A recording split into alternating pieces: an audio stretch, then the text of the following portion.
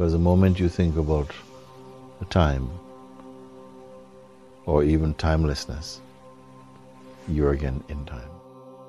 No one has any idea what can you do with time, what can you do with 1 minute, what can you do in 1 minute of any significance.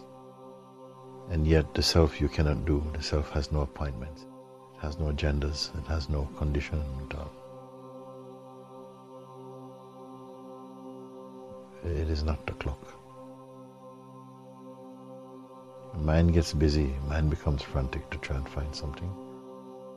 It is already a lost cause, because the self will not benefit from the mind's efforts. In 9 seconds, 10 seconds, 9 seconds, maybe if you're a Usain Bolt or something, you can say, yes, he did the world record in this time. But that's it, it's finished. No world record is going to help you to wake up to the self. There's no world record enlightenment. The self is not an event. It's not a countdown. So those who have recognized this thing, they will not panic. They say they've got only 10 seconds, they are not panicking, because they have nothing to do.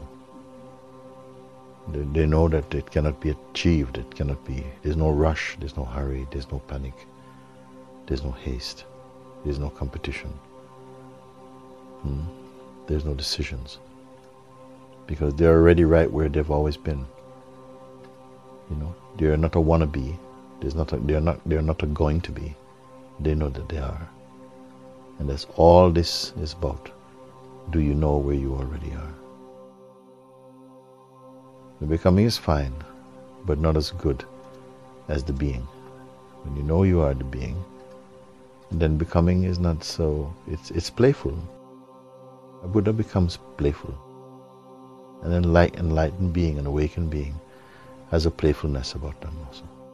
It's only the mind is so serious. In fact, it's desperate. And when you're desperate, you have no fun, because you cannot be spontaneous when you're desperate. The one who takes himself to be a person and who believes in time, this one is inclined to feel bound by time and in time.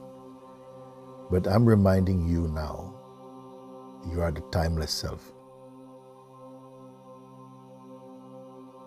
The sense of becoming is just the play of the manifest world. And the awakened being knows this, and it's more playful for them. They cannot take all this seriously, because they know clearly that it is an illusion. It has no real substance to it. This is what happens when you wake up to the truth. So rather than panicking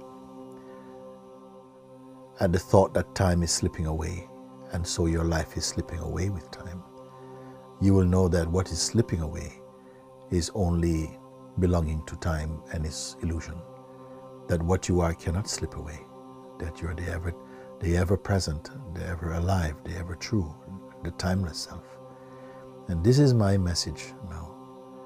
Hold to this understanding until there's no room for misunderstanding left in you, so that this life you will discover your innate freedom. So, be happy.